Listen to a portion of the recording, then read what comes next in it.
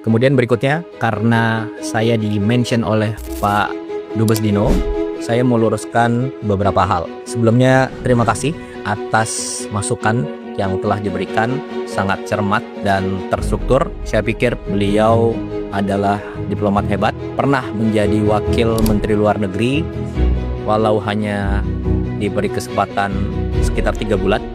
Jadi yang pertama, masalah biaya bila keluar negeri. Ini sudah dijelaskan beberapa kali. Jadi segala kelebihan biaya yang telah dianggarkan oleh negara itu sepenuhnya ditanggung oleh pribadi Presiden Prabowo. Kemudian yang kedua, jumlah rombongan. Ini sangat penting. Jumlah rombongan Presiden Prabowo itu sudah berkurang besar-besaran, lebih dari separuh dari periode sebelumnya. Jadi kalau dulu itu sekali keluar negeri bisa lebih dari 120 orang. Zaman Pak Dino seperti itu.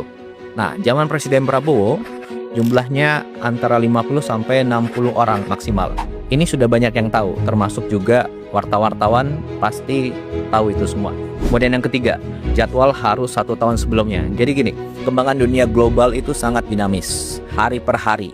Nah, jadi ada jadwal tahunan dan ada jadwal yang mendesak sesuai kebutuhan dalam negeri dan luar negeri suatu negara, ya.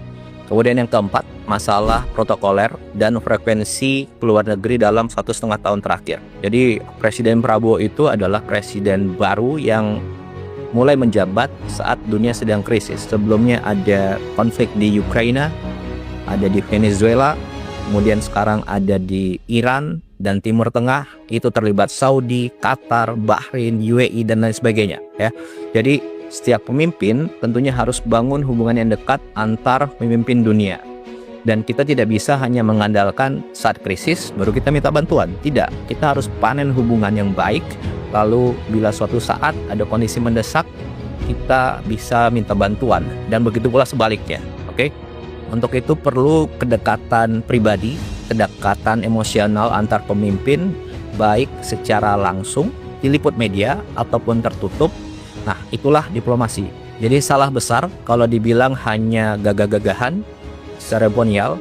Jadi kita harus lihat apa yang sudah dicapai dalam 1,5 tahun terakhir ini. Yang pertama, Indonesia masuk BRICS. Manfaatnya apa? Ya sekarang ini, di tengah konflik krisis dunia, situasi negara terjamin. Stok BBM aman, harga BBM subsidi tidak naik, stok pangan aman. Kemudian yang kedua, tarif 0% di Uni Eropa. Ada 25 negara di situ. Dan ini perjanjian yang sudah diurus belasan tahun yang lalu. Tapi kapan tercapai? Ya zaman Presiden Prabowo, tepatnya tahun 2025 lalu. Kemudian yang ketiga, total investasi yang masuk dalam 1,5 tahun ini adalah sekitar 2.430 triliun. Itu data dari BKPM. Kemudian contoh konkret lagi nih. Bulan lalu Presiden Prabowo ke Jepang dan Korea, kembali langsung ada investasi sekitar 575 triliun. Kemudian yang keempat, sekarang kita punya alat pertahanan yang kuat sekarang, ya. Dan itu dari banyak sekali negara. Prancis, Amerika, Rusia, Cina, Inggris, Eropa, banyak negara. Kemudian yang kelima, program ibadah haji tahun 2025 lalu dan khususnya tahun ini itu lancar. Nyaris tidak ada kendala-kendala yang signifikan. Indonesia adalah negara satu-satunya yang punya perkampungan haji di Arab Saudi. Dan Saudi sendiri mengubah undang-undangnya agar suatu negara mempunyai lahan di situ untuk digunakan oleh jamaah haji. Kemudian yang keenam, Presiden Prabowo betul-betul berperan aktif di Palestina. Apa buktinya? 1, kita ada drop off logistik dari udara. Sudah beberapa kali. Tidak semua negara bisa. Kenapa? Itu harus ada diplomasi dengan negara-negara yang wilayah udaranya dilewati oleh pesawat. Kemudian yang kedua, kita kirim kapal rumah sakit ke Palestina. Kemudian yang ketiga, kita menyekolahkan anak-anak Palestina di universitas di Indonesia. Sekarang mungkin sudah sampai 100 orang yang sudah sekolah di sini dan lain sebagainya.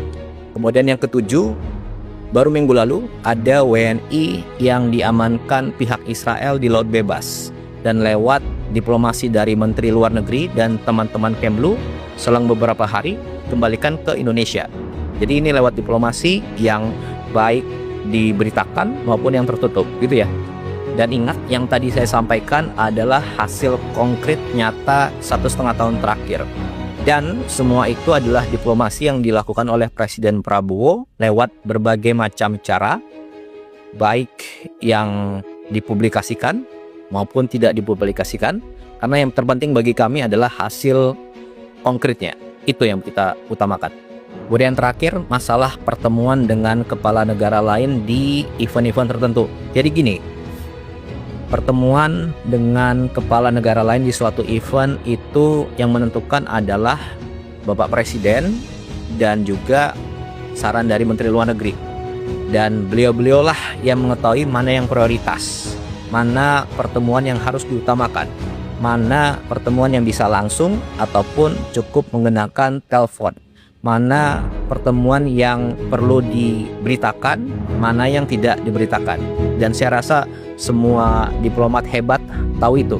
Jadi kurang elok rasanya kalau itu masih dipermasalahkan ya. Jadi ruang untuk setiap masukan tentu kita terima, tapi jangan sampai kita mengaburkan fakta tentang semua hasil yang telah kita capai. Saya rasa itu.